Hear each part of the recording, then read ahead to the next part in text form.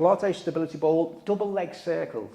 Now, as I mentioned in the introduction, the size of the ball can make a difference. Now, to make this more challenging for most people, the smaller, or rather, more correctly, the firmer the ball, the more challenging it's going to be. And we just tried it before on the camera, and your honest opinion was it matches that, didn't it? That was it's pure physics in a way. If that is really squidgy, then it can just basically, there's more contact, there's flatter, effectively, like an oblate sphere, like the Earth, yeah? Flattened at the poles. It's a bit more stable than if it's really pumped up or it's firm, and basically it is more rolly about, more rolliosity. So from a control and wobble point of view, a firmer ball for this one is going to make it a little bit more challenging. So purely so we don't embarrass them too much, should we use the easy one? Yeah. Another consideration that didn't mention in the introduction really was some people's weight. I hope Emma won't mind me saying there's not a lot of her weight-wise. She's not a great big heavy, she hasn't got a lot of mass, but someone that's really heavy, you might have to consider what ball, a really firm one. Yeah. And for that, because just physics, the more weight they are, force equals mass times acceleration, a lot more mass, there's a lot more force, just pure physics. And they're not going to get as much out of it. Just things to consider.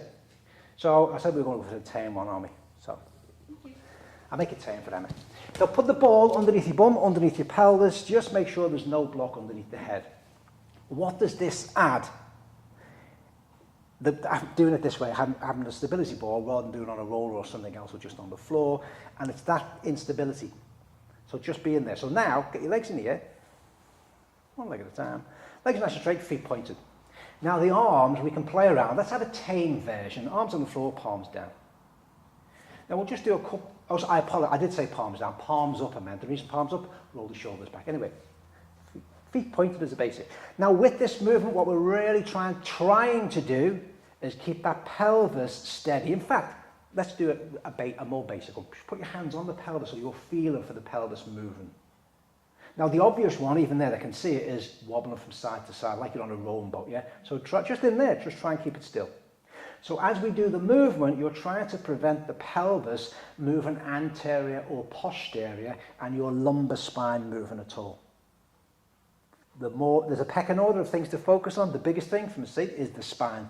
That's the E, I hate to use the word easier. That should be the tamer one to control. So we'll do most of the movement on a breath out to stabilize the pelvis and stabilize the spine.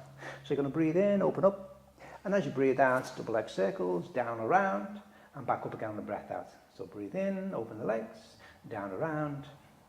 Keep the legs as straight as you can, and then reverse it. So what's the ball adding? It's adding instability. So Emma, I think you'll agree, is absolutely fantastic at that. So let's make it more challenging. Raise your arms in the air. Don't worry if you fall off. You're only going to fall off about 6 inches.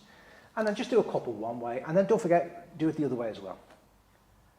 So the thing to watch for you, you or you as a teacher, is the pelvis. You're trying to stabilize the pelvis and the lumbar spine as much as you possibly can.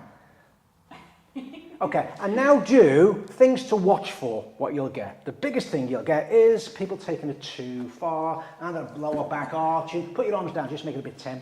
I've asked Emma just to deliberately do it wrong so you can see the pelvis and lumbar spine is doing whatever the hell it wants to do, and that's not Pilates, it's not contrology. So, just go for the basic one again. So again, the idea of the ball is to add that instability there. Okay.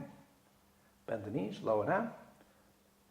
And it's for the pelvic stability, lumbar spine stability. You'll get your spinal muscles, you get your abdominal muscles as well as the obvious thigh ones. Any questions in relation to that movement on the ball?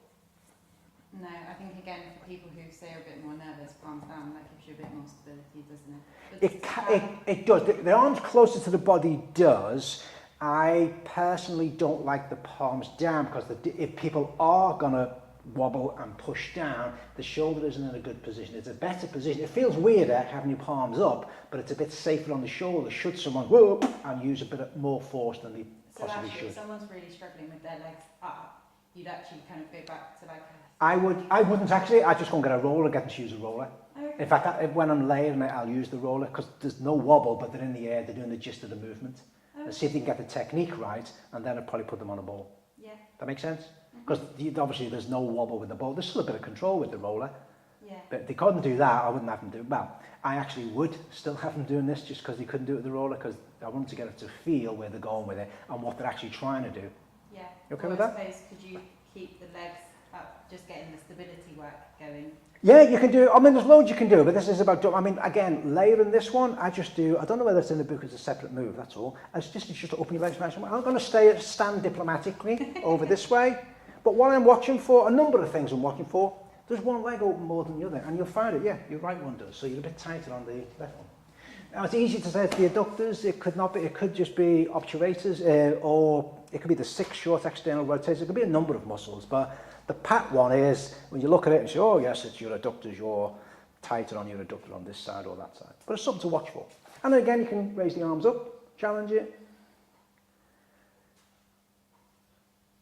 And then again, which we'll do later on, any of those other movements you can do, which I won't preempt. Okay, and lower down. And that's the double leg circles on the stability ball. Biggest points, stabilise the lumbar spine, stabilise the pelvis, and you're trying to prevent any movement really in the pelvis. Thank you.